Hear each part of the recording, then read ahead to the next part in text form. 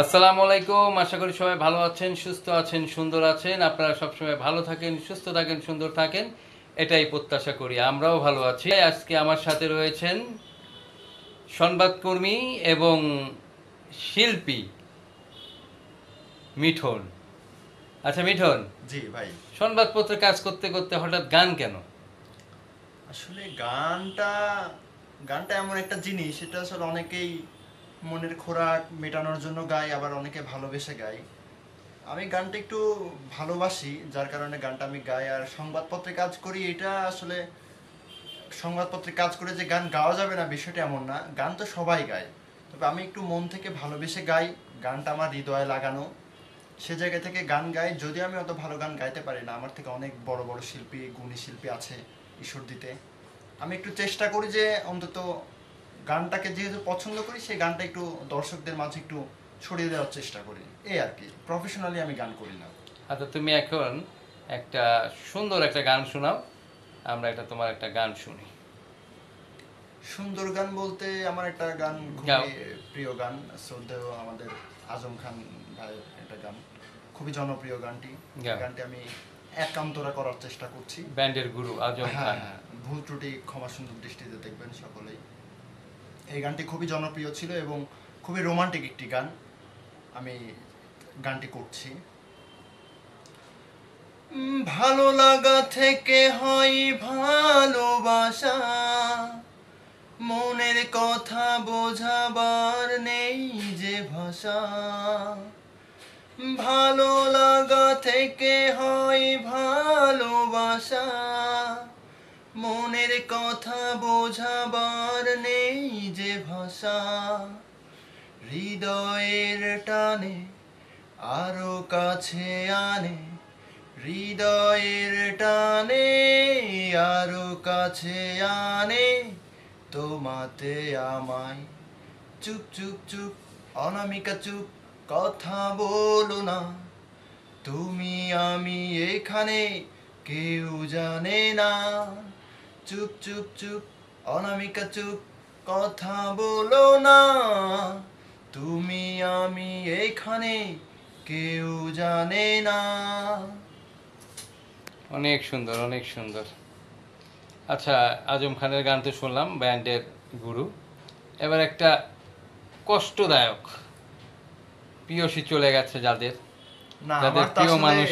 আরে আমার প্রিয় তোমারটা যায় মানুষ নাই, তোমার নেই, প্রিয় মানুষ আমার আছে। প্রিয় মানুষ যায়ও নাই। আচ্ছা। তারপরেও একটি গান করি, যে আচ্ছা একটু গানটি গাও। আসলে আমি সব সময় গাই। এটা বলো। গুনগুন করে অনেক সময় গাই এই গানটি, একা একা থাকলে গানগুলো আমি গাই। আচ্ছা গাও একটা সুন্দর। ভালোবাসা করেছিলাম, পাবো কিছু সান্ত্বনা, বিনিময়ে পেয়েছি বুক ভরা যন্ত্রণা। ভালোবাসা করেছিলাম, পাবো কিছু সান্ত্বনা, বিনিময়ে পেয়েছি বুক ভরা যন্ত্রণা। পারি না আর পারি না রে, পরাণ আমার যাই রে যাই। প্রেমের মানুষ কাদাইয়া, তাতে কি সে শান্তি পায়। মনের মানুষ কাদাইয়া, তাতে কি সে শান্তি পায়। ভালোবাসা এমন কেন, হাসায় আর কাদায়। ভালোবাসা এমন কেন, হাসায় আর কাদায়। ভালোবাসা করে যারা, আছে যাদের প্রয়োজন, আমার মতো না বুঝিয়া দিও না জীবন যৌবন। না বুঝিয়া প্রেমাঞ্জলি দিও না বেইমানের পায়। প্রেমের মানুষ কাদাইয়া, তাতে কি সে শান্তি পায়। মনের মানুষ কাদাইয়া, তাতে কি সে শান্তি পায়। ভালোবাসা এমন কেন, হাসায় আর কাদায়, ভালোবাসা এমন কেন হাসায় আর কাদায়। আসলে বর্তমানে কি ভালোবাসা কাউকে হাসায়? সব কিছুতেই ফরমালিন, ভালোবাসাতেও এখন ফরমালিন। জি এক একজন দুইটা তিনটা চারটা, আসলে কেউ সেই ক্ষণিকের একটু কাদা যে একটু খারাপ লাগে, আবার আরেকটা নতুন জুটে যায়। ভালোবাসাটাও এখন সব কিছুর মতোই পরিবর্তনশীল এবং পার্ট বাই পার্ট চলে আসে। জি আচ্ছা, ঈশ্বরদের সাংস্কৃতিক অঙ্গনটা প্রায় মৃত। জি অবশ্যই। তুমি সংবাদপত্রে কাজ করে, ঈশ্বরদের সাংস্কৃতিক অঙ্গন কিন্তু আগের মতো কোনো সংগঠনই নাই, কোনো সাংস্কৃতিক প্রোগ্রাম হয় না, কোনো দিবসগুলোতে তাদের কার্যক্রম নাই, সংগঠনগুলোর নাম আছে, নাম থাকলেও এখন কার্যালয়গুলোও বন্ধ। জি তো এই বিষয়টা কি তোমার কি কাছে কি খারাপ লাগে কিনা একজন সংবাদকর্মী হিসাবে, এবং যেহেতু সঙ্গীতের জগতে আছে, সঙ্গীতটাকে ভালোবাসে, সেদিক থেকে একটু বলো। আসলে ঈশ্বরদী সঙ্গীত অঙ্গনটা একেবারে ঝিমিয়ে পড়েছে এটা বলা বাহুল্য। তবে ঝিমিয়ে পড়ার যে ব্যাপারটা আমি খুব গভীরভাবে লক্ষ্য করেছি। আমাদের প্রত্যেক শনিবার আমরা আমাদের নিজেদের উদ্যোগে এই আধারে নিজিয়ে যাওয়া যে গুণী শিল্পীগুলো, যে তরুণ শিল্পীগুলো রয়েছে, তাদের কণ্ঠের মাধুর্যতা ছড়িয়ে দেওয়ার একটি লক্ষ্যকে সামনে রেখে কিন্তু আমরা আমাদের উদ্যোগে আমরা একটা অনুষ্ঠান আমরা করছি, সঙ্গীত অনুষ্ঠান। এটা প্রত্যেক শনিবার 8:30 আমরা করে থাকি। তো আমাদের লক্ষ্য একটাই যে ঈশ্বরদীর যে সাংস্কৃতিক অঙ্গনটা যে হারিয়ে যাচ্ছে দিন দিন, এটা যেন তরুণ যে সকল নতুন শিল্পী যারা বেড়ে উঠছে, তাদের হাত দিয়ে তারা যেন এটা আবার পরিচালনা করার সুযোগ পায়, এবং তাদেরকে নিয়ে আসার জন্য, প্রথম সারি থেকে নিয়ে আসার জন্য আমাদের এই অনুষ্ঠানটি আমরা শুরু করেছি। আর এই অনুষ্ঠানটি করতে গিয়ে আমি সব থেকে বড় যে সমস্যাটা আসলে দেখতে পেয়েছি, একজন শিল্পীর ভিতরে কখনো অহংকার, কখনো আসলে ভিতরে মানে অ্যাটিটিউড জিনিসটা আসলে রাখা উচিত না।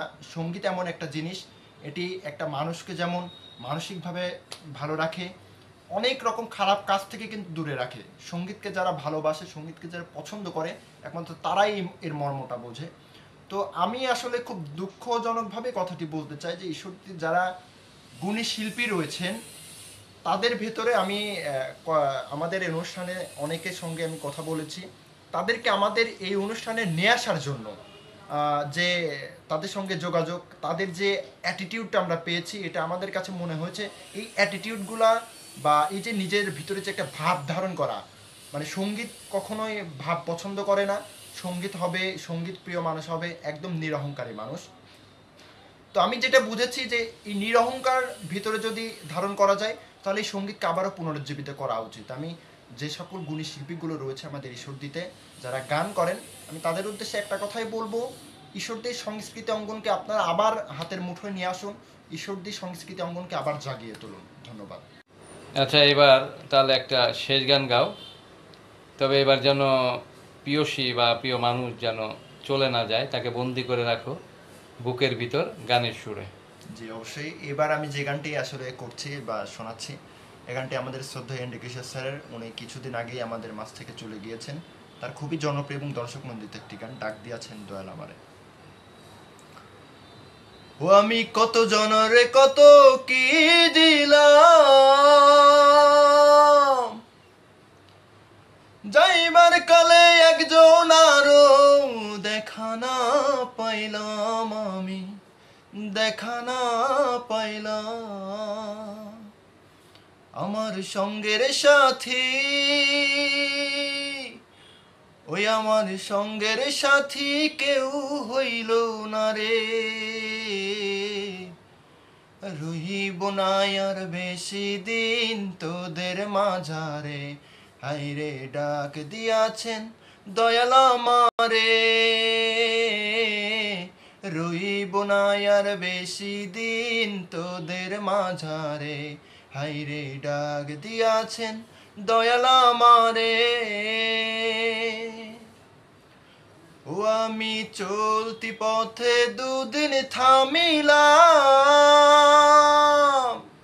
ভালোবাসার মালা খানি গলে পড়িলাম, আমি গলে পড়িলাম।